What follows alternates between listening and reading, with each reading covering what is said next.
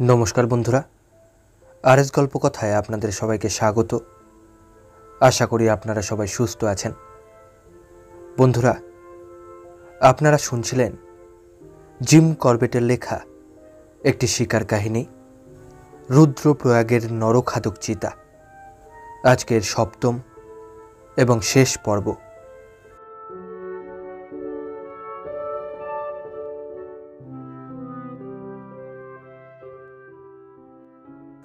রুদ্রপ্রয়াগ পর্যন্ত আমাদের অনুসরণ করে চিতাটা চলে গিয়েছে তীর্থপথ ধরে গোলাবরাইয়ের ভিতর দিয়ে। কয়েকদিন আগে যে নালাটা সে পার হয়ে গিয়েছিল, সেটা পার হয়ে সে একটা বন্ধুর পায়ে চলা পথ ধরে এগিয়ে গিয়েছে। রুদ্রপ্রয়াগের পূব দিকের পাহাড়ের অধিবাসীরা হরিদ্বার যাতায়াতের জন্যে এটাকে সংক্ষিপ্ত পথ হিসেবে ব্যবহার করত। কেদারনাথ ও বদ্রীনাথে তীর্থযাত্রা মৌসুমি ব্যাপার এবং যাত্রারম্ভ ও যাত্রীদের যাতায়াতের সময়সীমা নির্ভর করে প্রথমত তুষার গলার ওপর, দ্বিতীয়ত তীর্থ দুটো যেসব উঁচু পাহাড়ে অবস্থিত সেসব এলাকায় তুষারপাতের ওপর। বদ্রীনাথের প্রধান পুরোহিত মাত্র কয়েকদিন আগে সারা ভারতের পুণ্যার্থী হিন্দুদের বহু প্রতীক্ষিত তার বার্তা পাঠিয়েছিলেন যে রাস্তা খুলে গিয়েছে। গত কয়েকদিন ধরেই ছোটোখাটো তীর্থযাত্রীর দল রুদ্রপ্রয়াগের ভিতর দিয়ে এগিয়ে চলেছিল। গত কয়েক বছর ধরে নরখাদকটা রাস্তার ওপর অনেকগুলো তীর্থযাত্রীর প্রাণ নিয়েছে। এই তীর্থযাত্রার মৌসুমে রাস্তা ধরে তার এলাকার মোটামুটি একটা সীমানা পর্যন্ত নেমে যাওয়া, আর তারপর রুদ্রপ্রয়াগের পূব দিকের পাহাড়গুলোয় অবস্থিত গ্রামগুলোর ভিতর দিয়ে ঘুরে গিয়ে রুদ্রপ্রয়াগের 15 মাইল পর্যন্ত উপরের দিকে যে কোনো জায়গায় আবার রাস্তায় গিয়ে পড়া তার প্রায় নিয়মিত অভ্যাস হয়ে দাঁড়িয়েছিল। এই বৃত্তাকারে ঘুরে আসার সময় লাগত বিভিন্ন রকম, কিন্তু রুদ্রপ্রয়াগ ও গোলাবরাইয়ের মধ্যবর্তী রাস্তাটুকুর ওপর গড়ে প্রতি 5 দিন অন্তর চিতাটার থাবার ছাপ দেখতে পাওয়ায় বাংলোয় ফেরার পথে একটা জায়গা দেখে নিলাম যেখান থেকে রাস্তাটার ওপর নজর রাখতে পারি। পরের দুরাত্রি আমি আরাম করে একটা খড়ের গাদার উপর বসে পাহারা দিলাম, কিন্তু চিতাটার কোনো চিহ্নই দেখতে পেলাম না। আশেপাশের গ্রাম থেকে 2 দিন নরখাদকটার কোনো খবর পেলাম না, এবং তৃতীয় দিন সকালে আমি তীর্থপথ ধরে 6 মাইল নেমে সেদিককার গ্রামে কোনো হদিশ পাই কিনা দেখতে গেলাম। 12 মাইল হেঁটে ফিরে এলাম দুপুরবেলায়। দেরি করে প্রাতরাশ খাচ্ছি, এমন সময় 2 জন লোক এসে খবর দিল যে রুদ্রপ্রয়াগের 18 মাইল দক্ষিণ পূর্বে ভৈসোয়ারা গ্রামে আগের সন্ধ্যায় একটা ছেলে মারা পড়েছে। ইবটসনের চালু করা সংবাদ সংগ্রহ পদ্ধতিটা বেশ ভালো কাজ করছে। এই পদ্ধতিতে নরখাদক উপদ্রুত এলাকার মরির খবরগুলোর জন্যে ক্রমবর্ধমান হারে পুরস্কার দেওয়া হয়। ছাগলের জন্য 2 টাকা থেকে শুরু করে মানুষের জন্য 20 টাকা পর্যন্ত।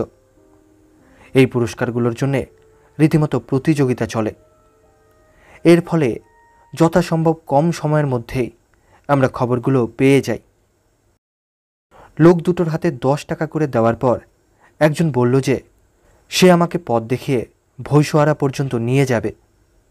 অপরজন বলল যে সে ওই রাতটা রুদ্রপ্রয়াগেই কাটাবে, কারণ তার জ্বর হয়েছে। আবার 18 মাইল পথ হাঁটা তার পক্ষে সম্ভব হবে না। লোক দুটো তাদের কাহিনী শোনাতে লাগলো। আমি প্রাতরাশ শেষ করলাম এবং 1টা বাজবার কিছু আগেই আমার রাইফেল, কয়েকটা কার্তুজ ও টর্চ লাইটটা নিয়ে বেরিয়ে পড়লাম। ইন্সপেকশন বাংলোর কাছে রাস্তাটা পার হয়ে যখন ওদিকের খাড়া পাহাড়টায় উঠছি, তখন আমার সঙ্গীটি জানালো যে অনেকটা পথ যেতে হবে এবং অন্ধকার হয়ে যাওয়ার পর বাইরে থাকা আর নিরাপদ হবে না। এই কথায় আমি তাকে গতিবেগ বাড়িয়ে আগে আগে যেতে বললাম। উপায়ান্তর থাকলে আমি কখনো খাওয়ার ঠিক পরেই পাহাড়ে চড়ি না, কিন্তু এখানে আর উপায় নেই। প্রথম 3 মাইল আমার পথপ্রদর্শকের সঙ্গে তাল রেখে প্রায় 4000 ফুট উঠতে আমার রীতিমতো কষ্টই হচ্ছিল। 3 মাইলের শেষে খানিকটা সমতল পথ পাওয়ায় আবার দম ফিরে পেলাম। ও এবার আগে আগে চলতে লাগলাম। রুদ্রপ্রয়াগ আসার সময়েই লোক দুটো পথের দুপাশের গ্রামগুলোয় ছেলেটির মৃত্যুর খবর দিয়ে গিয়েছিল। তারা বলে গিয়েছিল যে আমাকে তাদের সঙ্গে ভৈষোয়ারায় আসতে রাজি করাবে। আমি যে রাজি হব তাতে কারুর সন্দেহ ছিল না বলেই মনে হয়, কারণ প্রত্যেক গ্রামের সমস্ত অধিবাসী আমার জন্যে রাস্তার ধারে অপেক্ষা করছিল। কেউ কেউ আমাকে আশীর্বাদ জানালো, কেউ কেউ আবেদন জানালো তাদের শত্রু নিধন না হওয়া পর্যন্ত আমি যেন সে এলাকা ছেড়ে চলে না যাই। আমার সঙ্গীটি আমাকে বলেছিল যে আমাদের ঠিক 18 মাইল পথ যেতে হবে। পাহাড়ের পর পাহাড় এবং মধ্যবর্তী উপত্যকাগুলি অতিক্রম করতে করতে আমি বুঝতে পারলাম যে সময়ের সঙ্গে পাল্লা দিয়ে আমাকে জীবনের দীর্ঘতম ও কঠিনতম 18টি মাইল আজ পাড়ি দিতে হচ্ছে। সূর্য প্রায় ডুবু ডুবু। এই সময় ওই সীমাহীন পাহাড়গুলোর একটা থেকে দেখতে পেলাম কয়েকশো গজ সামনে একটা শৈলশিরার উপর কতগুলো লোক দাঁড়িয়ে আছে। আমাদের দেখেই কয়েকটি লোক ও পিঠে অদৃশ্য হয়ে গেল এবং বাকি কজন আমাদের দিকে এগিয়ে এলো। গায়ের মোড়ল ছিল শেষোক্ত দলে এবং আমাকে অভ্যর্থনা জানানোর পর বেশ খুশি হওয়ার মতো সংবাদই দিল সে। তার গ্রামটা এই পাহাড়ের ঠিক ও পিঠেই এবং তখনই সে তার ছেলেকে চা তৈরি রাখার জন্যে গ্রামে পাঠিয়ে দিল। 1926 সালের 14 এপ্রিল তারিখটা গাড়োয়াল বহুদিন মনে রাখবে। ওই তারিখে রুদ্রপ্রয়াগের নরখাদক চিতাটা তার শেষ মানুষটি শিকার করে। ওই দিন বিকেলে এক বিধবা ও তার দুটি সন্তান, একটি 9 বছরের মেয়ে এবং একটি 12 বছরের ছেলে, প্রতিবেশী 8 বছরের একটি ছেলেকে সঙ্গে নিয়ে ভৈষোয়ারা গ্রাম থেকে কয়েক গজ দূরের একটা ঝর্ণায় জল আনতে যায়। ওই বিধবা তার ছেলে মেয়ে নিয়ে লম্বা একসার বাড়ির মাঝামাঝি একটা ঘরে থাকত। বাড়িগুলো দোতলা, নিচু একতলাটা শস্য ও জ্বালানি রাখার কাজে ব্যবহৃত হতো। ওপর তলাটাই ছিল বাসগৃহ। 4 ফুট চওড়া এবং বাড়ি বরাবর লম্বা একটা বারান্দা চলে গিয়েছে। দুধারে দেওয়াল দেওয়া ছোট ছোট পাথরের সিঁড়ি দিয়ে বারান্দাটায় ওঠা যায়। প্রত্যেকটা সিঁড়ি দুটো করে পরিবার ব্যবহার করে। বাড়িটার সামনে নিচু দেওয়ালে ঘেরা 60 ফুট চওড়া 300 ফুট লম্বা একটা উঠোন। বিধবা ও তার ছেলেমেয়ের সঙ্গে প্রতিবেশী ছেলেটি সবার আগে সিঁড়ির কাছে আসে এবং সিঁড়িতে ওঠার সময় সিঁড়ির সংলগ্ন নিচের ঘরে একটা প্রাণীকে শুয়ে থাকতে দেখে। সেটাকে সে একটা কুকুর বলে মনে করে। সে সময় সে প্রাণীটার কথা কাউকে বলেনি বা অন্য কেউ সেটা দেখতেও পায়নি। ছেলেটির পিছনে ছিল মেয়েটি, তারপর বিধবা, সবশেষে বিধবার ছেলে। সিঁড়ির মাঝামাঝি পর্যন্ত উঠে মা ছেলের মাথার পিতলের কলসিটা সিঁড়ির ওপর গড়িয়ে পড়ে যাওয়ার শব্দ শুনতে পেল। অসাবধানতার জন্য ছেলেকে বকুনি দিয়ে সে নিজের কলসিটা বারান্দার ওপর নামিয়ে রেখে পিছনে ফিরে দেখে সিঁড়ির গোড়ায় কলসিটা কাত হয়ে পড়ে আছে। নেমে সেটা তুলে নিয়ে সে ছেলের খোঁজে চারিদিকে তাকালো। কোথাও তাকে দেখতে না পেয়ে সে ভয় পেয়ে পালিয়েছে ভেবে মা ছেলেকে ডাকাডাকি শুরু করল। আশেপাশের প্রতিবেশীরা কলসি পড়ার আওয়াজ শুনতে পেয়েছিল। এখন মায়ের ডাকাডাকি শুনে ঘর থেকে বেরিয়ে এসে ব্যাপার কি জানতে চাইল। ঘটনা শুনে সবাই বলল ছেলেটি নিচের তলায় কোনো ঘরে বোধহয় লুকিয়ে আছে। ঘরগুলোর ভেতরে ততক্ষণে অন্ধকার ঘনিয়ে এসেছে দেখে একজন একটি লণ্ঠন এনে স্ত্রীলোকটির কাছে এগিয়ে গেল। গিয়েই সে দেখে সেখানে পাথরের ওপর রক্তের ফোঁটা। লোকটির ভীত চকিত কণ্ঠস্বর শুনে অন্যান্য লোকজনও নেমে এলো। তাদের মধ্যে ছিল এক বুড়ো। সে আগে তার মনিবের সঙ্গে বহুবার শিকার অভিযানে বেরিয়েছে। লণ্ঠনটা নিয়ে বুড়ো রক্তের দাগ ধরে উঠোন পেরিয়ে দেওয়ালের কাছে গেল। দেওয়ালের ও পিঠে 8 ফুট নিচে একটা ক্ষেত। সেখানে নরম মাটির উপর চিতার থ্যাবড়া থাবার ছাপ স্পষ্ট ফুটে রয়েছে। সেই মুহূর্ত পর্যন্ত কেউ সন্দেহ করেনি যে ছেলেটি নরখাদকের কবলে পড়েছে, কারণ নরখাদকটার কথা সবাই শুনলেও সেটা কোনোদিনই তাদের গ্রামের 10 মাইলের মধ্যেও আসেনি। কি ঘটেছে তা বোঝার সঙ্গে সঙ্গেই মেয়েরা চেঁচিয়ে উঠল এবং পুরুষদের কেউ কেউ ছুটে গেল ঢাক আনতে, কেউ বা ছুটল বন্দুক আনতে। সে গ্রামে 3টে বন্দুক ছিল।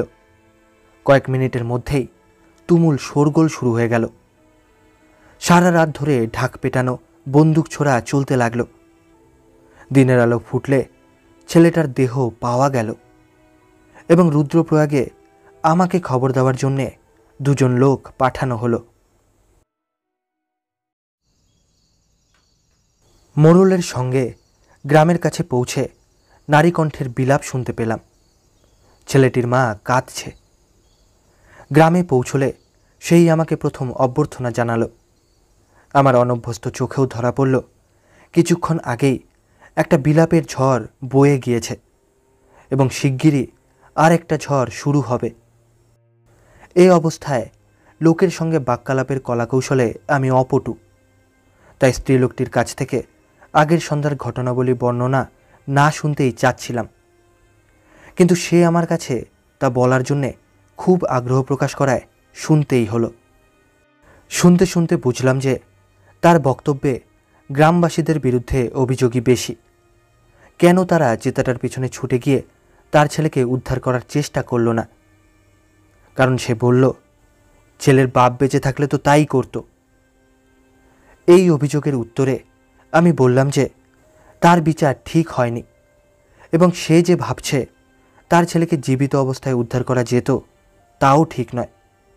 কারণ যখনই চিতাটা তার ছেলের গলায় কামড় বসিয়েছে তখনই ঘাড় থেকে মাথাটা বিচ্ছিন্ন হয়ে গিয়েছে এবং চিতাটা উঠোন পেরিয়ে যাওয়ার আগেই ছেলেটির মৃত্যু ঘটেছে। সমবেত গ্রামবাসী বা অন্য কারুর পক্ষেই তখন আর করার কিছু ছিল না।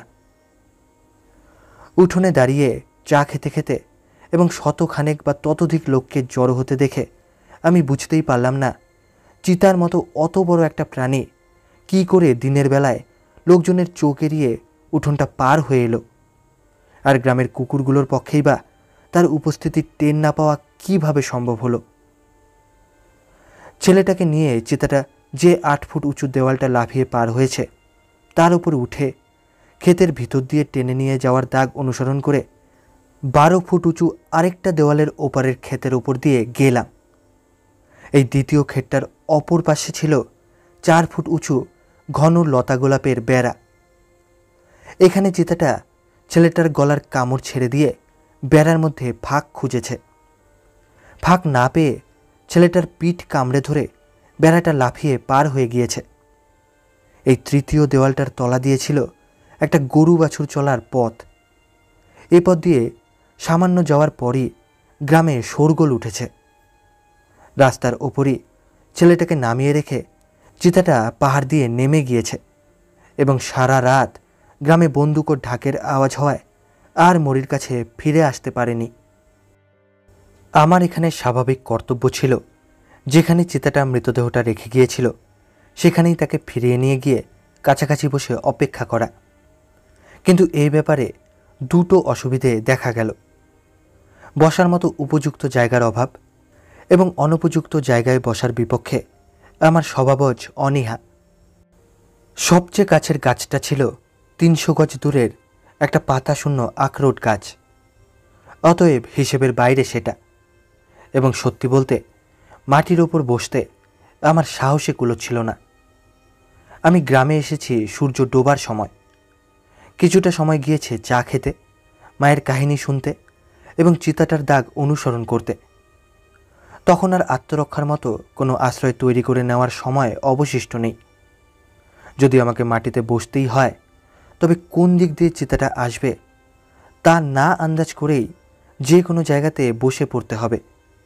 এবং এটাও পরিষ্কার যে চিতাটা আমাকে আক্রমণ করলে আমার একমাত্র পরিচিত অস্ত্র রাইফেলটি ব্যবহারের কোনো সুযোগই আমি পাব না, কারণ সুস্থ চিতা অথবা বাঘের সঙ্গে প্রকৃত মোলাকাত হবার পর আগ্নেয়াস্ত্র ব্যবহার করা আর সম্ভবপর হয় না। পরিদর্শনের কাজ সেরে আমি উঠোনটায় ফিরে এসে মোড়লের কাছে একটা শাবল, একটা শক্ত কাঠের গোজা, একটা হাতুড়ি ও একটা কুকুরের চেন চাইলাম। শাবল দিয়ে উঠোনের পাথর তুলে গোছটা শক্ত করে মাটিতে পুঁতে তাতে চেনটা বেঁধে দিলাম এবং মোড়লের সহায়তায় ছেলেটির মৃতদেহ সেখানে বয়ে নিয়ে গিয়ে ওই চেনের সঙ্গে আটকে রাখলাম। যে অদৃশ্য শক্তির প্রভাবে জীবনযাত্রা নিয়ন্ত্রিত হয় তা বুদ্ধির অগম্য। তাকে কেউ বলে নিয়তি, কেউ বলে কিসমত। গত কিছুদিনের মধ্যে এই শক্তি এক উপার্জনক্ষম লোকের জীবনে ছেদ টেনে দিয়ে পরিবারটিকে পথে বসিয়েছে। এক বৃদ্ধা সারা জীবন হাড় ভাঙা খাটুনির পর শেষের কয়েকটা বছর একটু আরামে কাটাবে আশা করছিল।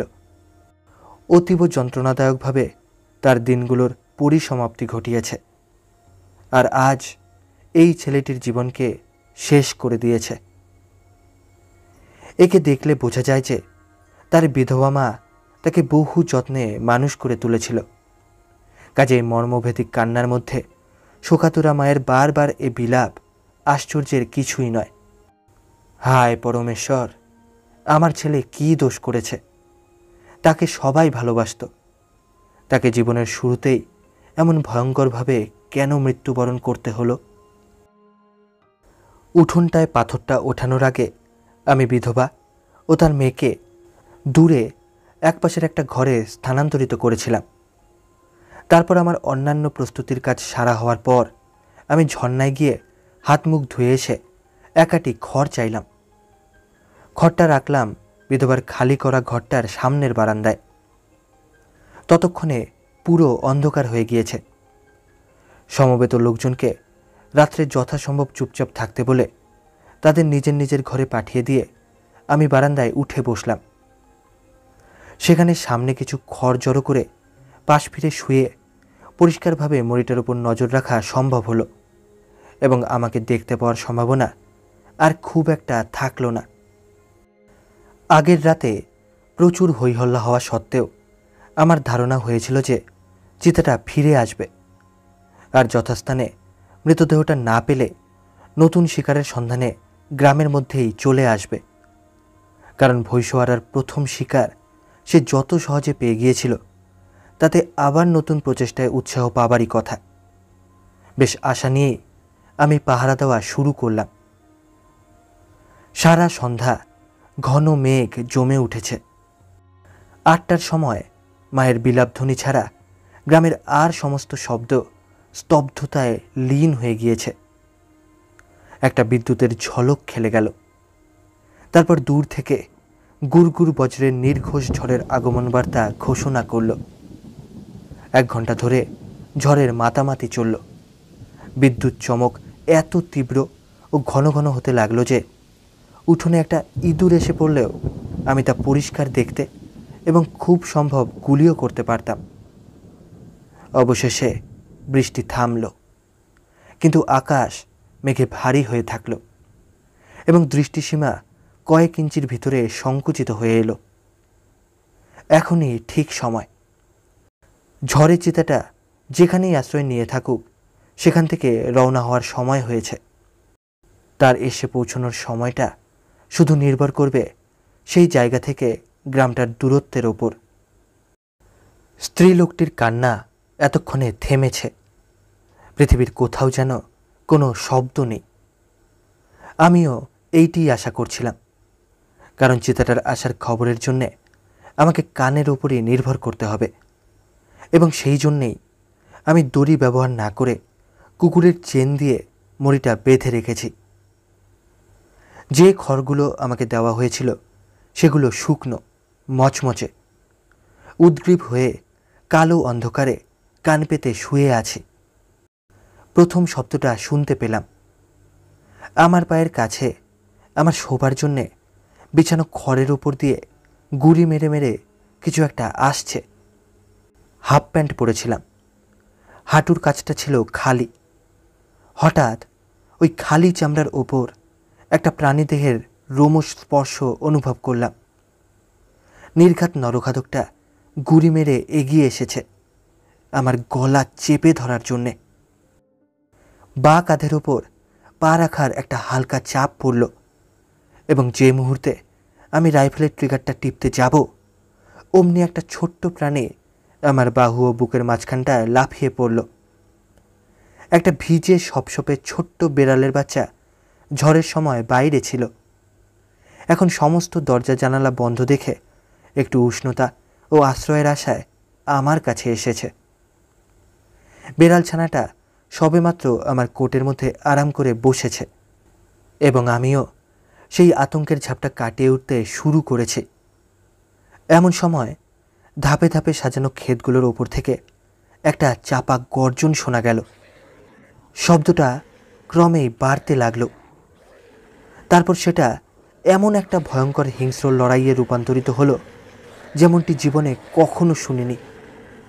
স্পষ্ট বোঝা যাচ্ছে নরখাদকটা যথাস্থানে ফিরে এসেছিল এবং যখন সে তার রেখে যাওয়া মরিটার খোঁজ করেছে তখন তার মেজাজটাও খুব ভালো ছিল না।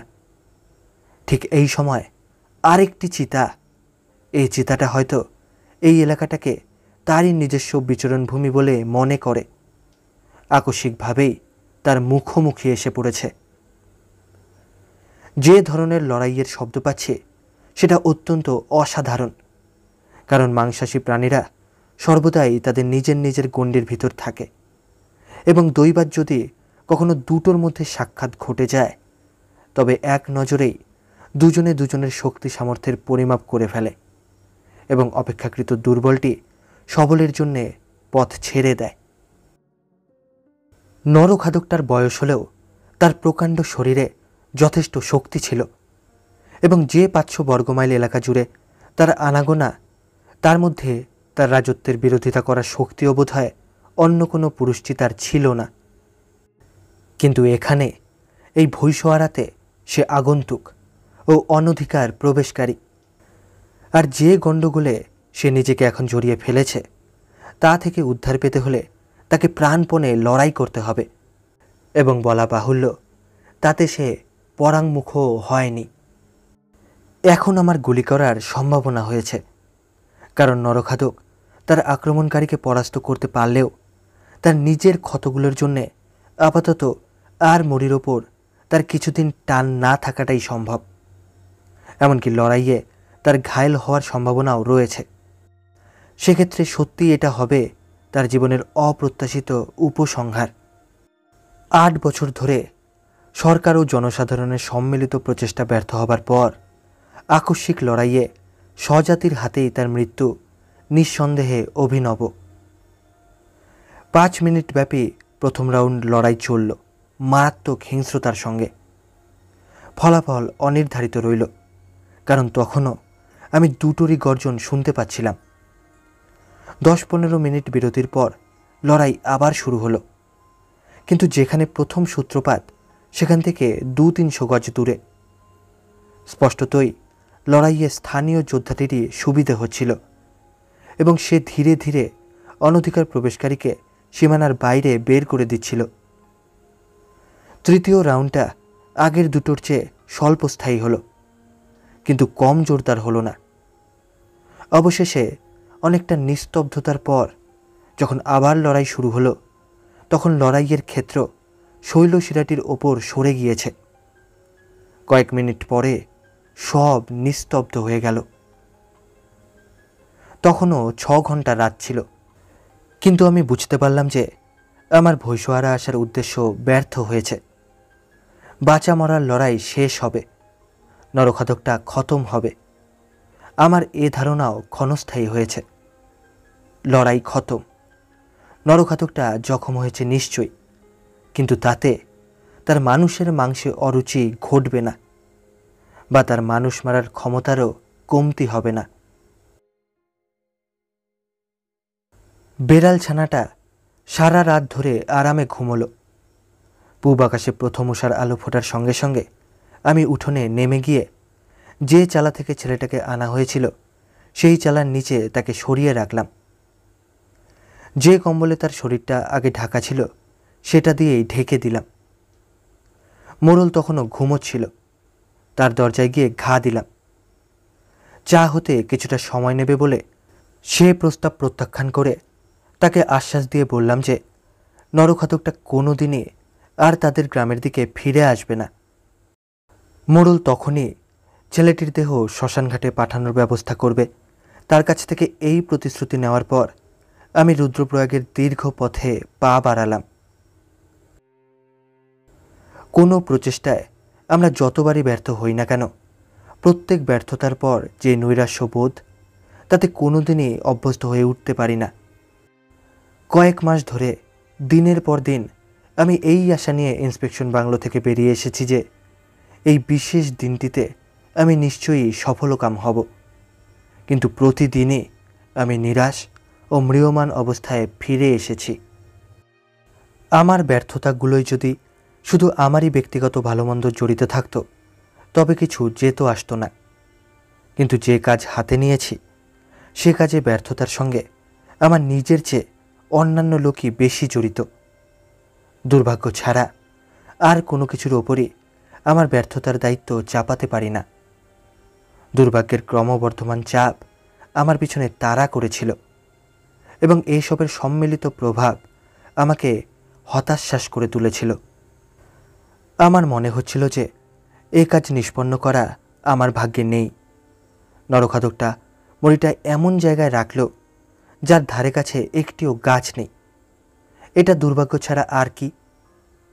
আরও দেখুন, যে চিতাটার বিচরণ ক্ষেত্র অন্তত 30 বর্গমাইল জায়গা জুড়ে, সেটা কি করে এমন মুহূর্তে নির্দিষ্ট জায়গায় এসে পড়ল যখন সে মরি খুঁজে না পেয়ে গ্রামের দিকে, যেখানে তার জন্য আমি অপেক্ষা করছি, সেই দিকেই চলে আসছে।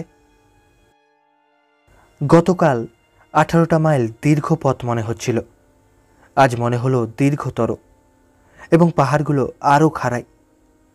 যেসব গ্রামের ভিতর দিয়ে যাচ্ছিলাম লোকজন আগ্রহ ভরে আমার জন্য অপেক্ষা করছিল, এবং যদিও আমার কাছে তারা শুধু দুঃসংবাদই শুনছিল, তবু তাদের মুখে একবারও নৈরাশ্য দেখিনি। কোনো মানুষ বা কোনো প্রাণী তার নির্দিষ্ট সময়ের আগে মরতে পারে না, এই তত্ত্বে তাদের সীমাহীন বিশ্বাস। সে বিশ্বাস পাহাড়কেও টলিয়ে দিতে পারে। হতোদ্যম বুকে সান্ত্বনা তাদের অপার, তা কোনো ব্যাখ্যা বা যুক্তিতর্কের অপেক্ষা রাখে না। নরখাদকটার সময় এখনও আসেনি। সারা সকাল যে ব্যর্থতা ও হতাশার বোঝায় আচ্ছন্ন হয়েছিলাম, তার জন্য লজ্জিত হয়ে শেষ গ্রামটা ছেড়ে বের হলাম বেশ উৎফুল্ল চিত্তে। এই গ্রামের অধিবাসীরা আমাকে থামিয়ে এক পেয়ালা চা এনে দিল। রুদ্রপ্রয়াগের শেষ 4 মাইলের পথে যখন মোড় নিয়েছি, তখন খেয়াল হলো আমি নরখাদকটার থাবার ছাপের ওপর দিয়েই যাচ্ছি। আশ্চর্য, মানুষের মানসিক অবস্থা তার পর্যবেক্ষণ শক্তিকে কতখানি ভোঁতা বা ধারালো করে তুলতে পারে। নরখাদকটা খুব সম্ভব বহু মাইল আগেই এই পথটার ওপর এসে পড়েছে।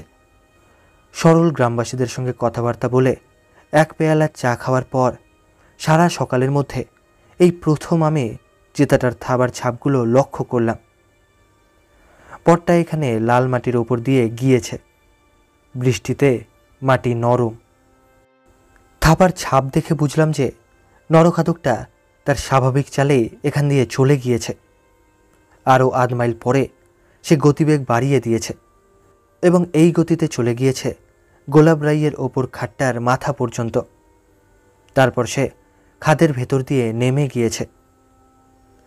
কোনো বাঘ বা চিতা স্বাভাবিক গতিতে হাঁটলে মাটিতে শুধু তার পিছনের পায়ের ছাপগুলোই দেখা যায়, কিন্তু কোনো কারণে গতি বেড়ে গেলে পিছনের পা সামনের পায়ের আগে আগে মাটিতে পড়ে এবং ফলে মাটিতে 4টে পায়ের ছাপই দেখা যায়। পিছনের ও সামনের পায়ের ছাপগুলোর দূরত্ব থেকে বিড়াল জাতীয় প্রাণীর চলার বেগ নির্ণয় করা সম্ভব। দিনের আলো ফুটে ওঠাই এক্ষেত্রে নরখাদকটার গতিবেগ বাড়িয়ে দেওয়ার প্রধান কারণ। নরখাদকটার চলার ক্ষমতা সম্বন্ধে আমার আগেই অভিজ্ঞতা হয়েছিল, কিন্তু সেগুলো ছিল তার খাবারের খোঁজে পথ চলা। বর্তমান ক্ষেত্রে তার দীর্ঘ পথ চলার যথেষ্ট কারণ ছিল। যে চিতাটা তাকে অনধিকার প্রবেশের জন্য শিক্ষা দিয়ে ছেড়েছে, তার কাছ থেকে যথাসম্ভব দূরে সরে যেতেই সে এখন ব্যগ্র। শিক্ষাটা কতখানি কঠিন হয়েছিল তার নরখাদকটার একটা বিবরণ থেকেই বুঝতে পারা যাবে। বিবরণটা পরে দেওয়া হচ্ছে। ভারতবর্ষে আহারের সময় বছরের ঋতু এবং ব্যক্তিগত রুচির ওপর নির্ভর করে।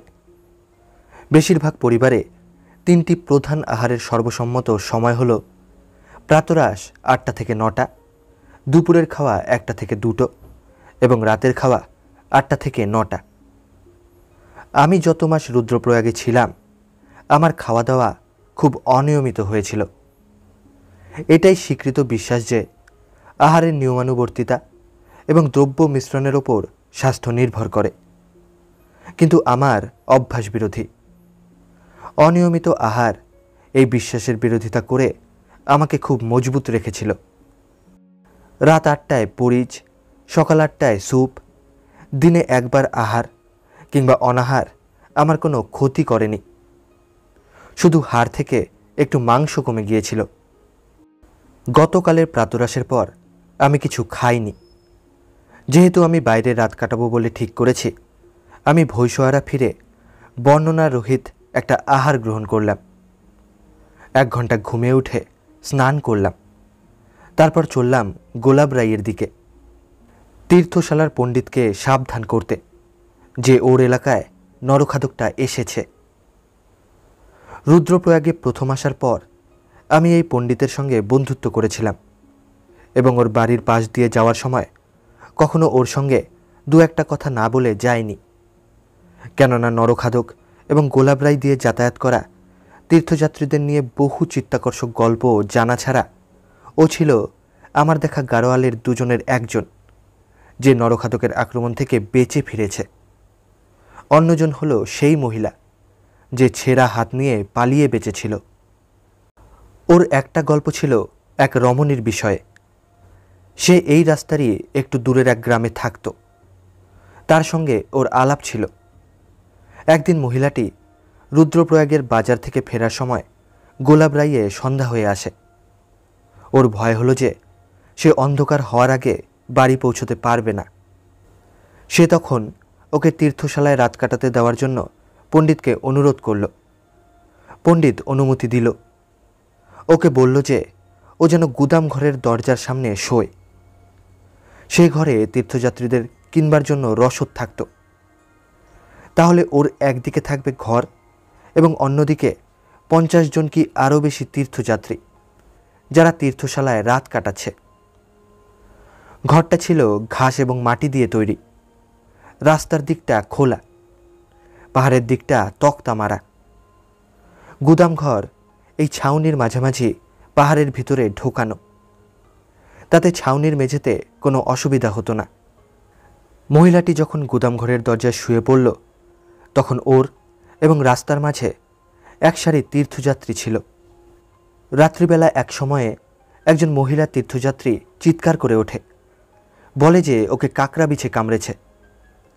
কোনো আলোর ব্যবস্থা ছিল না। দেশলাইয়ের আলোয় মহিলার পা দেখা হলো। দেখা গেল পা একটু কেটে গেছে, সামান্য রক্ত পড়ছে।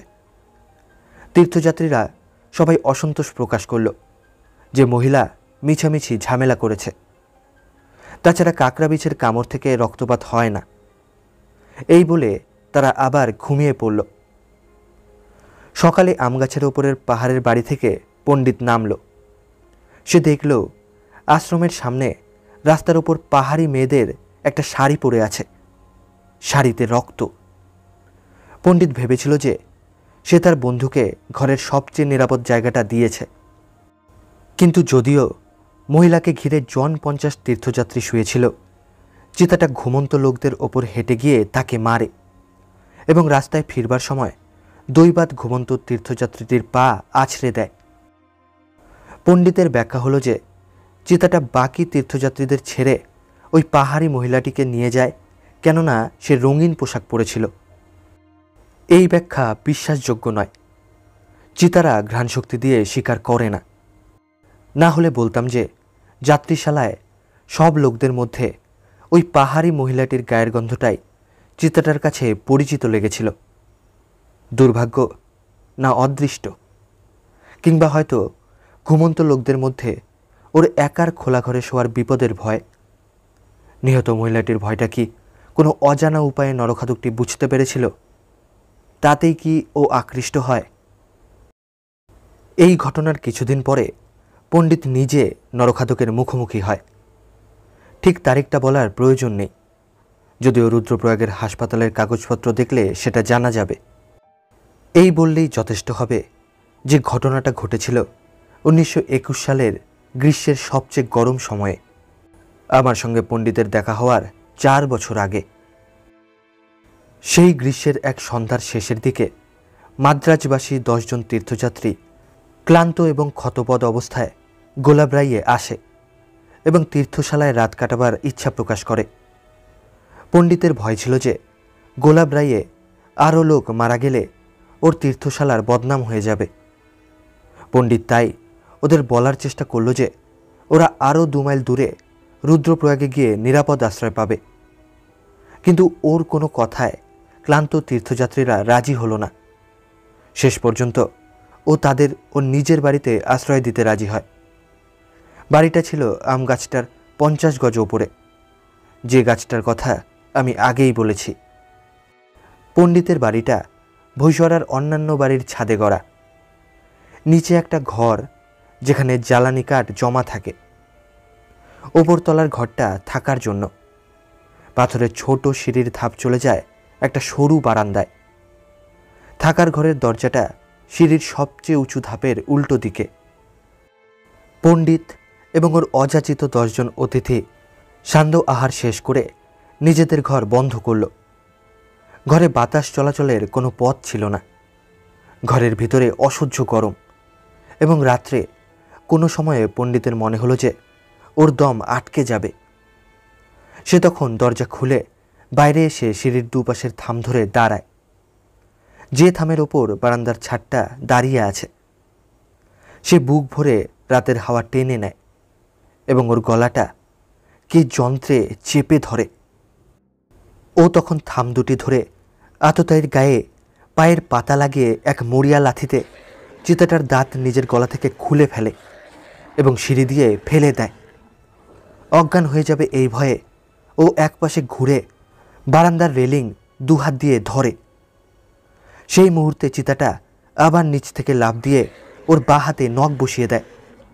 নিচের দিকে টান পড়তে ওর রেলিংয়ে রাখা হাতটা বাধা দেয়। চিতাটার দেহের ভারে নখগুলি কবজি পর্যন্ত মাংস ছিঁড়ে বেরিয়ে আসে। চিতাটা দ্বিতীয়বার লাফাবার আগে তীর্থযাত্রীরা পণ্ডিতের ছেঁড়া গলা দিয়ে নিঃশ্বাস নেওয়ার ভয়াবহ আওয়াজ শুনতে পায়। ওরা ওকে ঘরের ভিতরে টেনে দরজায় ছিটকিনি মেরে দেয়। সেই দীর্ঘ গরম রাতের বাকিটুকু পণ্ডিত নিঃশ্বাসের জন্য হাঁপাতে থাকে। ক্ষত থেকে অঝরে রক্তপাত হয়। এদিকে চিতাটা গর্জন করে ঠুনকো দরজাটা আছড়াতে থাকে। তীর্থযাত্রীরা সন্ত্রাসে আর্তনাদ করতে থাকে। দিন হতে তীর্থযাত্রীরা সৌভাগ্যবশত অচেতন পণ্ডিতকে বয়ে নিয়ে যায় রুদ্রপ্রয়াগের কালাকমলি হাসপাতালে। সেখানে 3 মাস তাকে খাওয়ানো হয় গলায় রূপার নল ঢুকিয়ে। 6 মাসের অনুপস্থিতির পর সে তার গোলাবরাইয়ের বাড়িতে ফিরে আসে ভগ্ন স্বাস্থ্য নিয়ে। ওর চুলও সব পেকে গিয়েছিল। 5 বছর পরে তোলা ছবিতে পণ্ডিতের মুখের বাঁদিকে গলায় দাঁতের দাগ এবং হাতে নখের দাগ দেখা যায়নি, যদিও সেগুলি এমনিতে স্পষ্ট দেখা যেত। আমার সঙ্গে আলোচনার সময় পণ্ডিত নরখাদককে সব সময়ে দুষ্ট আত্মা বলতো। প্রথম দিনে সে বলেছিল যে ওর অভিজ্ঞতার পরিপ্রেক্ষিতে আমি কি প্রমাণ দিতে পারি যে দুষ্ট আত্মারা দৈহিক আকার ধারণ করতে পারে না। আমিও সেই জন্য নরখাদকটাকে দুষ্ট আত্মা বলে ডাকতাম।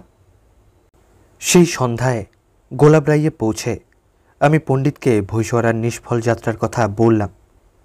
ওকে সাবধান করে দিলাম যে ও যেন নিজের এবং ওর তীর্থশালার আশ্রয়প্রার্থী তীর্থযাত্রীদের নিরাপত্তার জন্য সতর্কতামূলক ব্যবস্থা নেয়, কেননা সেই দুষ্ট আত্মা দীর্ঘদিন পাহাড়ে কাটিয়ে আবার এই এলাকায় ফিরেছে।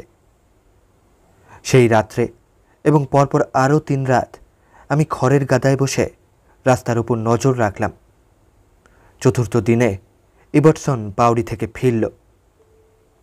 ইবটসন সব সময় আমাকে নতুন করে প্রাণবন্ত করত। স্থানীয় লোকদের সঙ্গে ওরও মতবাদ একই, যে নরখাদকটা যে গতকাল মরেনি তার জন্য কারুর দোষ নেই, কেননা সেটা আজ না হয় আগামীকাল মরবে। ওকে সব খবর এবার বললাম, যদিও আমি ওকে নিয়মিতভাবে চিঠি লিখতাম এবং চিঠিগুলির কিছু কিছু অংশ ওর গভর্নমেন্টের কাছে পাঠানো রিপোর্টের অন্তর্ভুক্ত করা হতো এবং সেখান থেকে সংবাদপত্রে ছাপানো হতো। তবুও যেগুলি শুনবার জন্য ওর আগ্রহ ছিল, ওকে সব খুঁটিনাটি বলতে পারিনি।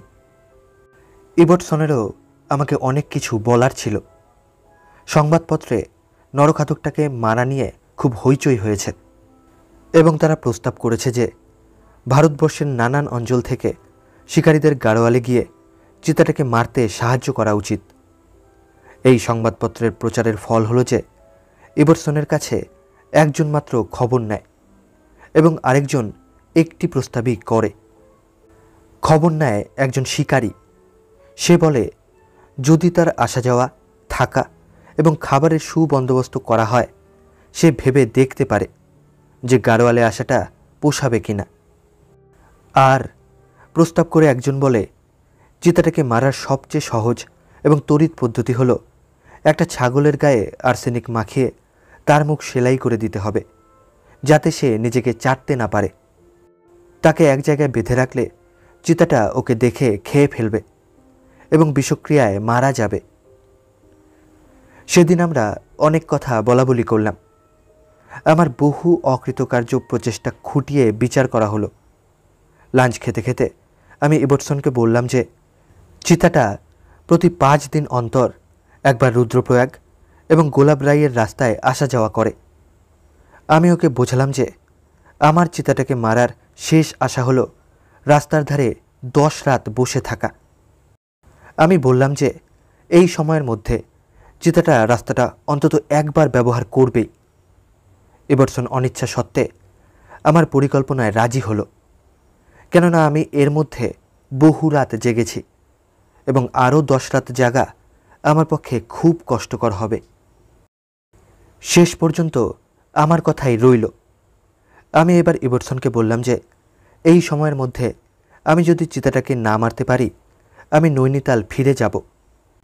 অন্য নতুন শিকারীরা তখন ইচ্ছামতো আমার জায়গা নিতে পারে। সেই সন্ধ্যায় ইবটসন আমার সঙ্গে গোলাপরাইয়ে এসে একটা আম গাছে মাচান খাটাবার সময়ে আমাকে সাহায্য করল। আম গাছটা তীর্থশালা থেকে 100 গজ দূরে এবং পণ্ডিতের বাড়ি থেকে 50 গজ নিচে। গাছটার ঠিক নিচে রাস্তার মাঝখানে শক্ত কাঠের খুঁটি পুঁতলাম। তার সাথে একটা ছাগল বাঁধলাম। সেটার গলায় ঘণ্টা বাঁধা ছিল। চাঁদ প্রায় পূর্ণিমার কাছাকাছি, তবুও গোলাপরাইয়ের পূবের উঁচু পাহাড়ের জন্য এই গভীর গঙ্গা উপত্যকা মাত্র কয়েক ঘন্টার জন্য চাঁদের আলো পায়। যদি অন্ধকার হতে চিতাটা আসে, ছাগলটাই আমাকে ওর আগমনের বিষয়ে সতর্ক করবে। আয়োজন শেষ হওয়ার পর ইবটসন বাংলোয় ফিরে গেল। বলে গেল যে ভোর হলে আমাকে নিয়ে যাওয়ার জন্য আমার 2 জন লোককে পাঠাবে। গাছের নিচে একটা পাথরের ওপর বসে আমি ধূমপান করতে করতে সন্ধ্যা ঘনাবার জন্য অপেক্ষা করলাম। পণ্ডিত এসে আমার পাশে বসল। সে ভক্তি সম্প্রদায়ের লোক, ধূমপান করে না। সন্ধ্যার আগে সে আমাকে সারা রাত গাছে বসে থাকা থেকে নিরস্ত করতে চেষ্টা করল, কেননা আমি ইচ্ছা করলে আরাম করে বিছানায় ঘুমোতে পারি। আমি ওকে ভরসা দিলাম যে আমি রাতটা গাছেই কাটাবো এবং পরের আরও 9 রাতও ওইভাবেই যাবে।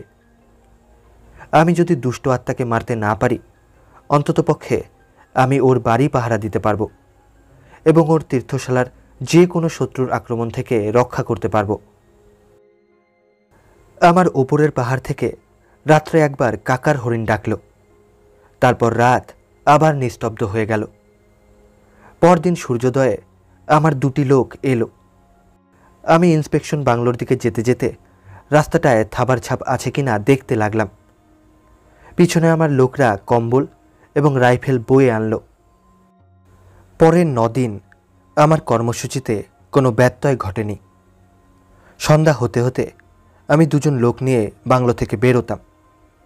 মাচানে উঠে তাদের সময় থাকতে পাঠিয়ে দিতাম, যাতে ওরা সন্ধ্যা ঘনাবার আগে বাংলোয় ফিরতে পারে। ওদের ওপর কড়া হুকুম ছিল যে ওরা যেন পুরো আলো হওয়ার আগে বাংলো থেকে না বেরোয়। প্রতি সকালে নদীর ওপারের পাহাড়ে সূর্যোদয় হলে ওরা আসত এবং আমার সঙ্গে বাংলোয় ফিরত। এই 10 রাতে প্রথম রাতের কাকারের ডাক ছাড়া আর কিছু শোনা যায়নি। নরখাদকটা যে এলাকাতেই আছে তার যথেষ্ট প্রমাণ পেয়েছিলাম।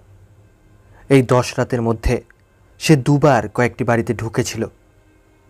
প্রথমবার সে একটা ছাগল তুলে নিয়ে যায়, দ্বিতীয়বার একটা ভেড়া। দুটি মরিকে খুঁজতে আমায় বেগ পেতে হয়েছিল, কেননা দুটোকেই অনেক দূর টেনে নিয়ে যাওয়া হয়েছিল এবং দুটোকেই এমন নিঃশেষে খাওয়া হয়েছিল যে ওগুলি আমার কোনো কাজে আসেনি। এই 10 রাতের মধ্যে চিতাটা একটা বাড়ির দরজা ভেঙে ঢোকে।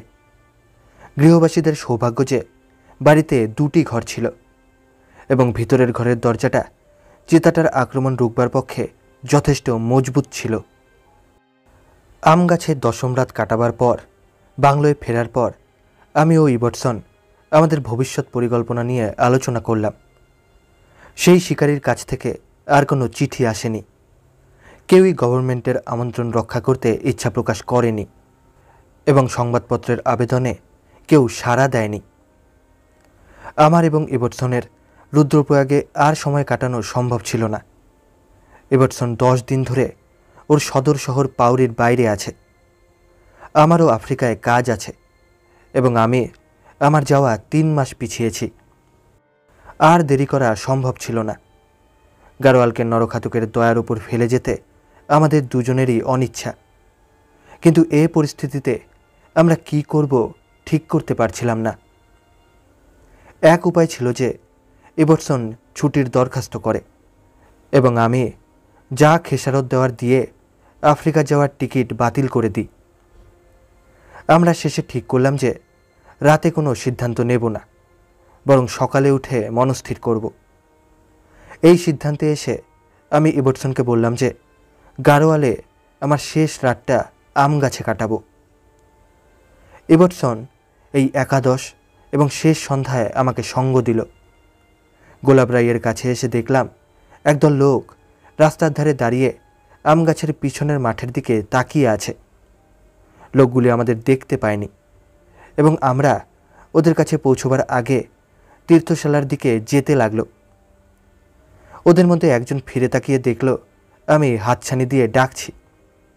সেই দেখে ও ফিরে এলো। আমাদের প্রশ্নের উত্তরে ও বলল যে ও এবং ওর সঙ্গীরা 1 ঘন্টা ধরে মাঠের মধ্যে 2টি বড় সাপের লড়াই দেখছিল। দেখে মনে হলো যে গত 1 বছর কি তার বেশি দিন ওখানে কোনো ফসল ফলেনি। মাঠের মাঝখানে একটা বড় পাথরের কাছে সাপ দুটিকে দেখা গিয়েছিল। পাথরের ওপর রক্তের দাগ ছিল। লোকটা বলল ও সাপগুলির রক্ত। ওরা পরস্পরকে কামড়েছে এবং ওদের দেহের বহু জায়গা থেকে রক্তপাত হচ্ছে।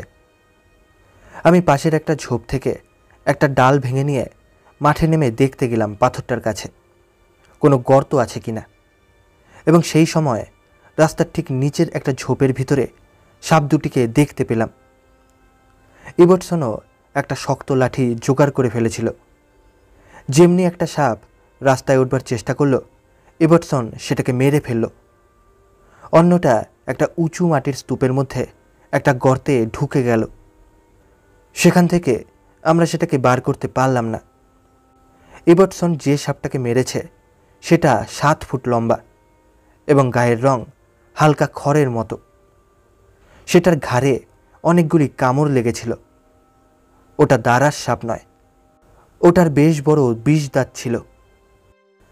তাই মনে হলো যে ওটা এক ধরনের ফনাহীন গোখরো সাপ। শীতল রক্তজীবরা সাপের বিষ থেকে অনাক্রম্য নয়। আমি দেখেছি একটা ব্যাঙকে গোখরোর কামড়ে কয়েক মিনিটের ভিতরে মারা যেতে। তবে আমি জানি না এক শ্রেণীর সাপরা পরস্পরকে বিষ দিয়ে ঘায়েল করতে পারে কিনা। যে সাপটা গর্তে ঢুকেছে সেটা হয়তো কয়েক মিনিটের ভিতরে মরে যায়, কিংবা হয়তো বেঁচে গিয়ে পরে জরাগ্রস্ত হয়ে মারা যায়। এবারসন চলে যাওয়ার পরে পণ্ডিত আমার গাছের নিচে দিয়ে এক বালতি দুধ নিয়ে তীর্থশালার দিকে গেল। ও বলল যে সেই দিন 150 তীর্থযাত্রী এসেছে এবং তারা ওর আশ্রয়ে রাত কাটাতে বদ্ধপরিকর। ও ওদের সেই সংকল্পের বিরুদ্ধে ক্ষমতাহীন। আমার পক্ষে কিছু করার আর সময় ছিল না। আমি ওকে বললাম তীর্থযাত্রীদের সতর্ক করে দিতে যে ওরা যেন দলবদ্ধ হয়ে থাকে এবং অন্ধকার হয়ে গেলে যেন চলাফেরা না করে। ও কয়েক মিনিট পর তাড়াহুড়ো করে বাড়ি ফিরবার সময় বলে গেল যে ও তাদের সতর্ক করে দিয়েছে। আমার গাছ থেকে প্রায় 100 গজ দূরে রাস্তার পাশে এক মাঠে একটা কাটা ঝোপের ঘেরা জায়গা ছিল। সেখানে একজন মালবাহক, আমার সেই পুরনো বন্ধু নয়, সন্ধ্যার আগে ওর ছাগল এবং ভেড়ার পাল ঢুকিয়েছিল। মালবাহকটির সঙ্গে 2টি কুকুর ছিল।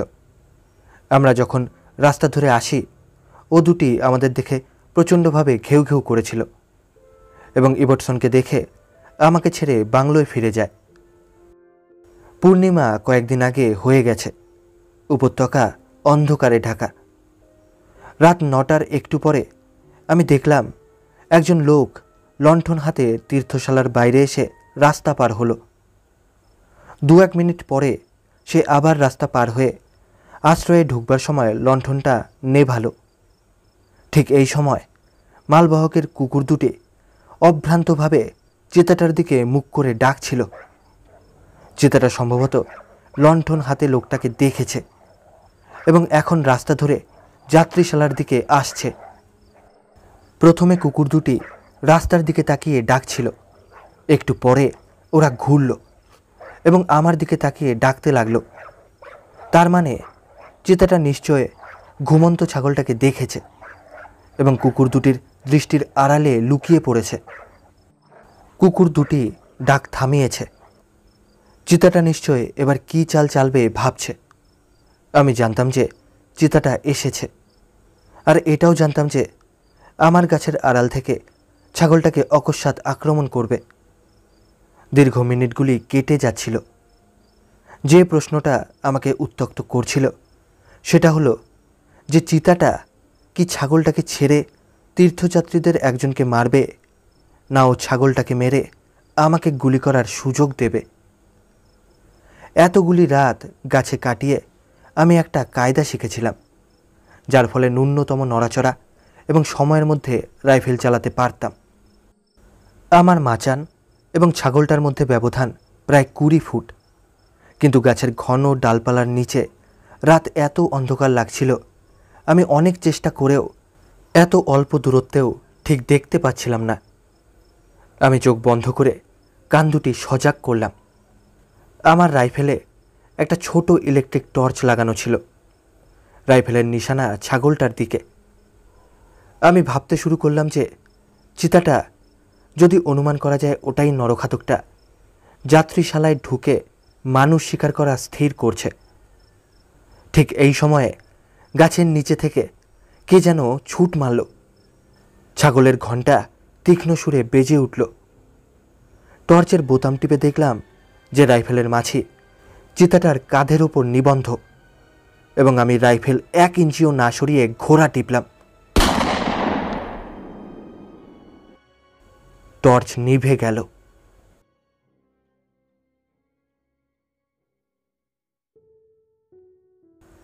আজকালের মতন সেকালে টর্চের এত প্রচলন ছিল না। এই টর্চটা আমার প্রথম কেনা। ওটা বহু মাস ধরে বয়ে বেরিয়েছি। ব্যবহার করার কোনো সুযোগ হয়নি। ব্যাটারির আয়ু জানা ছিল না এবং সেটা পরীক্ষা করার প্রয়োজন আছে কিনা জানতাম না। এবার যখন বোতাম টিপলাম, টর্চটা একটু ক্ষীণ আলো জ্বালিয়ে নিভে গেল। আমি আবার অন্ধকারে। জানতেও পারলাম না আমার গুলির কোনো ফলাফল হলো কিনা। আমার গুলির আওয়াজের প্রতিধ্বনি উপত্যকায় মিলিয়ে গেল। পণ্ডিত দরজা খুলে হেঁকে প্রশ্ন করল আমার কোনো সাহায্য দরকার আছে কিনা। আমি কান খাড়া করে শুনতে চেষ্টা করছিলাম চিতাটা কোনো আওয়াজ করছে কিনা। সেই জন্য আমি কোনো জবাব দিলাম না। ও তাড়াতাড়ি দরজা বন্ধ করে দিল। আমি যখন গুলি করি তখন চিতাটা রাস্তার উপর, মাথা অন্যদিকে ঘুরিয়ে রেখেছিল। আমার অস্পষ্টভাবে মনে হলো যে ও ছাগলটার উপর দিয়ে লাফিয়ে পাহাড় বেয়ে নিচের দিকে গেছে।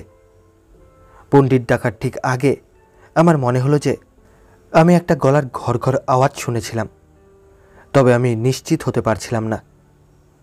আমার গুলির আওয়াজে তীর্থযাত্রীরা জেগে উঠেছিল। কয়েক মিনিট নিচু গলায় কথা বলে ওরা আবার ঘুমিয়ে পড়ে। ছাগলটা মনে হলো আহত হয়নি, কেননা ওর ঘণ্টার আওয়াজ শুনে মনে হলো যে ওটা চলাফেরা করে ঘাস খাচ্ছে। ওকে প্রত্যেক রাত্রে প্রচুর পরিমাণে ঘাস দেওয়া হয়। আমি রাত 10টায় গুলি চালিয়েছি। চাঁদ উঠতে এখনও কয়েক ঘন্টা বাকি। ইতিমধ্যে কিছু করার নেই বলে আমি আরাম করে বসে কান পেতে ধূমপান করলাম। কয়েক ঘন্টা পরে চাঁদ উঠল, গঙ্গার ওপারের পর্বত শিখরগুলি আলোকিত করল, উপত্যকা গড়িয়ে চলে এলো। একটু পরে আমার পিছনের পাহাড়ের চূড়ার ওপর দেখা দিল। চাঁদ মাথার ওপর উঠতে আমি গাছের মগডালে উঠলাম, কিন্তু ছড়ানো ডালপালার জন্য ঠিক দেখতে পেলাম না। আবার মাচানে নামলাম, রাস্তার উপরে ছড়ানো ডালে উঠলাম, কিন্তু এখান থেকেও পাহাড়ের যে দিকে চিতাটা গেছে বলে মনে হলো সেদিকটা দেখা যাচ্ছিল না। তখন বাজে রাত 3টা। 2 ঘন্টা পরে চাঁদ অস্ত যেতে লাগলো। পূব আকাশে উষা জন্ম নিল। গাছের জিনিসগুলি দেখা গেল। আমি গাছ থেকে নামলাম। ছাগলটা বন্ধুসুলভ গলায় ডেকে আমাকে অভ্যর্থনা করল। ছাগলটার পিছনে রাস্তার ধারে একটা নিচু লম্বা পাথর, পাথরের ওপর 1 ইঞ্চি চওড়া রক্তের দাগ। যে চিতাটার গা থেকে এই রক্ত পড়েছে সে নিশ্চয় 2-1 মিনিট মাত্র বেঁচেছে। যে সতর্কতা সাধারণত মাংসাশী পশুর রক্তের দাগ অনুসরণ করতে গেলে অবলম্বন করতে হয়, আমি তা উড়িয়ে দিলাম। রাস্তা থেকে নামলাম, পাথরের অন্য পাশে রক্তের দাগ দেখলাম। 50 গজ পর্যন্ত অনুসরণ করলাম। দেখলাম চিতাটা মরে পড়ে আছে। ও জমির একটা গর্তে লেজের দিক দিয়ে পিছলে পড়ে গেছে। তার মধ্যে গুটি সুটি মেরে আছে। গর্তের ধারে থুতনিটা। মৃত জন্তুটাকে শনাক্ত করার মতো কোনো দাগ দেখা যাচ্ছিল না। তবুও আমার এক মুহূর্তের জন্যে সন্দেহ হয়নি যে গর্তে পড়ে থাকা চিতাটাই নরখাদকটা। এ কোনো পিশাচ নয় যে দীর্ঘ রাতের প্রহর ধরে আমাকে লক্ষ্য করেছে। ওকে কাবু করবার আমার ব্যর্থ প্রচেষ্টায় নিঃশব্দ পৈশাচিক হাসিতে গড়াগড়ি দিয়েছে। সেই সুযোগের আশায় ঠোঁট চেটেছে। যখন আমাকে অসতর্ক অবস্থায় পেয়ে আমার গলায় দাঁত বসাবে। এখানে পড়ে আছে একটি বুড়ো চিতা। অন্য চিতাদের সঙ্গে ওর এইমাত্র তফাৎ যে ওর মুখটা ধূসর, ঠোঁটের ওপর গোঁফ নেই। ভারতবর্ষে সবার চেয়ে ঘৃণ্য এবং সন্ত্রাস সঞ্চারকারী জন্তু, যার একমাত্র অপরাধ প্রকৃতির নিয়মের বিরুদ্ধে নয়, কিন্তু মানুষের নিয়মের বিরুদ্ধে। সে মানুষের রক্তপাত করেছে, মানুষকে আতঙ্কিত করার জন্য নয়, শুধু নিজের প্রাণ রক্ষার জন্য। সে এখন গর্তের ধারে থুতনি রেখে শুয়ে আছে, চোখ দুটি আধ বোঝা, তার শেষ ঘুমে শান্তিতে মগ্ন। আমি দাঁড়িয়ে আমার রাইফেল গুলি শূন্য করলাম। যে রাইফেলের একটি গুলিতে ঘুমন্ত জীবটির সঙ্গে আমার ব্যক্তিগত হিসাব চুকে গেছে। একটা কাশির শব্দ শুনলাম।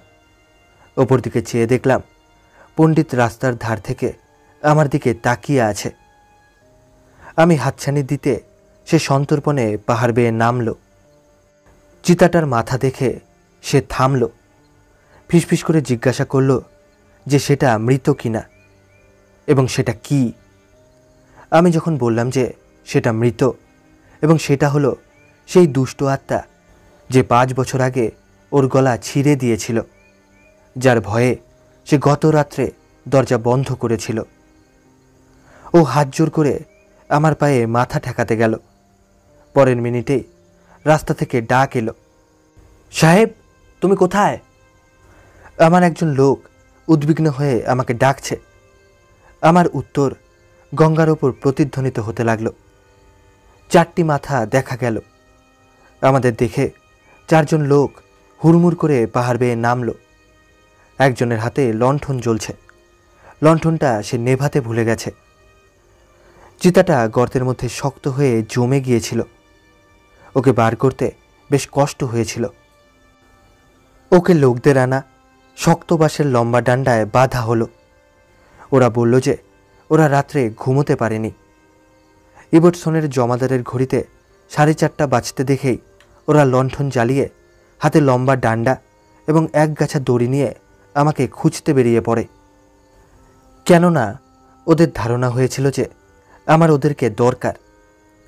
আমাকে মাচানে না দেখে, ছাগলটাকে অনাহত দেখে এবং পাথরে রক্তের দাগ দেখে ওরা ধরে নিল যে নরখাদকটা আমাকে মেরে ফেলেছে। ওরা তখন কিংকর্তব্য বিমূঢ় হয়ে মরিয়া হয়ে আমাকে ডাকল।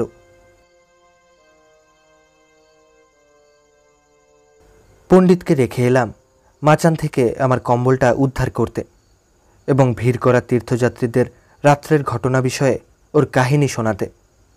4 জন লোক এবং আমি, আমার পাশে ছাগল, ইন্সপেকশন বাংলোর দিকে চললাম। যে মুহূর্তে চিতাটা ছাগলটাকে ধরেছিল সেই মুহূর্তেই আমি গুলি করার জন্য ছাগলটা বেশি আহত হয়নি। সে জানতো না যে ওর রাতের অ্যাডভেঞ্চারের জন্য সে সারা জীবনের মতো বিখ্যাত হয়ে থাকবে। ওর গলায় থাকবে পিতলের আংটা এবং যার কাছ থেকে ওকে আমি কিনেছিলাম সেই লোকটির আয়ের একটি উৎস হয়ে দাঁড়াবে ও, কেননা আমি ছাগলটা ফেরত দিয়েছিলাম। আমি যখন ঘষা কাচের দরজায় টোকা মারলাম, ইবটসন ঘুমোচ্ছিল। আমাকে দেখে ও খাট থেকে লাফিয়ে উঠে দরজার কাছে দৌড়ে এলো। দরাম করে দরজা খুলে আমাকে জড়িয়ে ধরল। পরের মিনিটে ও লোকদের বারান্দায় রাখা চিতাটার চারপাশে নাচতে লাগলো। চিৎকার করে চা বানাতে বলল, আমার জন্য গরম জল করতে বলল। স্টেনোগ্রাফারকে ডেকে গভর্নমেন্ট, সংবাদপত্র, আমার বোন এবং জিনকে তার পাঠালো। ও একটাও প্রশ্ন করল না, কেননা ও জানতো যে এই সকালে যে চিতাটাকে আমি এনেছি সেটা নরখাদকটা। কোনো প্রশ্নের প্রয়োজন নেই। আগেরবার বহু প্রমাণ সত্ত্বেও আমি বলেছিলাম যে জাতিকলে পড়া চিতাটা নরখাদক নয়। এবার আমি কিছু বললাম না। গত বছরের অক্টোবর মাস থেকে ইবটসন খুব গুরুভার দায়িত্ব বয়ে বেড়াচ্ছিল, কেননা নির্বাচকদের সন্তোষপ্রয়াসী কাউন্সিলর, ক্রমবর্ধমান মৃত সংখ্যাতে উদ্বিগ্ন সরকারি কর্মচারী, সাফল্য প্রয়াসী সংবাদপত্র, এদের সবার প্রশ্নের জবাব ওকেই দিতে হয়েছিল। বহুদিন ধরে ওর অবস্থা পুলিশের বড় কর্তার মতো হয়েছিল, যে কোনো দাগী অপরাধের পরিচয় জানা সত্ত্বেও তার দ্বারা কৃত অপরাধগুলি বন্ধ করতে পারছিল না। আশ্চর্য হওয়ার কোনো কারণ নেই যে 1926 সালের মে মাসের 2 তারিখে ইবটসনের মতো সুখী লোক আমি আর দেখিনি। কেননা সে কর্তৃপক্ষ ছাড়া বাজারের লোক, আশেপাশের গ্রামবাসী, তীর্থযাত্রী এবং ইন্সপেকশন বাংলোর মাঠে ভিড় করা সব লোকদের বলতে পেরেছিল যে যে দুষ্ট আত্মা ওদের দীর্ঘ 8 বছর ধরে উৎপীড়ন করেছে, আজ সে মৃত। এক পট চা খেয়ে গরম জলে স্নান করে আমি একটু ঘুমোতে চেষ্টা করলাম, কিন্তু পা অসার হয়ে খিঁচ ধরায় ভয়ে আমি উঠে পড়লাম। যে খিঁচুনি থেকে একমাত্র ইবটসনের জোর মালিশ আমাকে বাঁচায়। ইবটসন এবং আমি চিতাটাকে মাপলাম, ভালো করে নিরীক্ষণ করলাম। আমাদের মাপ এবং নিরীক্ষণের ফলাফল এবার বলছি। মাপ: খুঁটির মধ্যে মাপ 7 ফুট 6 ইঞ্চি, দেহের বক্রতা শুদ্ধ মাপ 7 ফুট 10 ইঞ্চি। দ্রষ্টব্য: চিতাটার মৃত্যুর 12 ঘন্টা পরে মাপ নেওয়া হয়েছিল। বর্ণনা: রং হালকা খড়ের মতো, লোম ছোট শক্ত, গোঁফ ছিল না, দাঁত ক্ষয়প্রাপ্ত, বিবর্ণ, একটা বড় দাঁত ভাঙা। জিভ এবং মুখের ভিতর কালো ক্ষত, ডান কাঁধে তাজা গুলির আঘাত, পিছনের বাঁ পায়ের থাবায় পুরনো গুলির আঘাত, একই থাবা থেকে একটি আঙুলের কিছুটা অংশ এবং নখ ছিল না। মাথায় অনেক গভীর এবং অল্প শুকনো কাটা দাগ, পিছনের ডান পায়ে একটা গভীর এবং অল্প শুকনো কাটা দাগ, লেজে অনেক অল্প শুকনো কাটা দাগ, পিছনের বাঁ পায়ের হাঁটুর ওপরে অল্প শুকনো কাটা দাগ। চিতাটার জিভে এবং মুখের ভিতরটা কেন কালো ছিল বলতে পারবো না। বলা হয়েছিল যে এটা সায়ানাইডের প্রতিক্রিয়ায় হয়েছিল, তবে সে বিষয়ে আমি কিছু বলতে পারবো না। অল্প শুকনো ক্ষতগুলির মধ্যে মাথা, পিছনের ডান পা এবং লেজের ক্ষতগুলি ভৈষোয়ারার লড়াইয়ের ফল। পিছনের বাঁ পায়ে হাঁটুরটা জাতিকলে পড়ে, কেননা আমরা যে একগোছা লোম এবং চামড়ার অংশ পেয়েছিলাম সেগুলি এই ক্ষতে ঠিক মাপসই হয়ে বসে গেল। পিছনের বাঁ পায়ের থাপার ক্ষতটা হয়েছিল যখন 1921 সালে পুলের ওপর যুবক আর্মি অফিসার ওকে গুলি করে।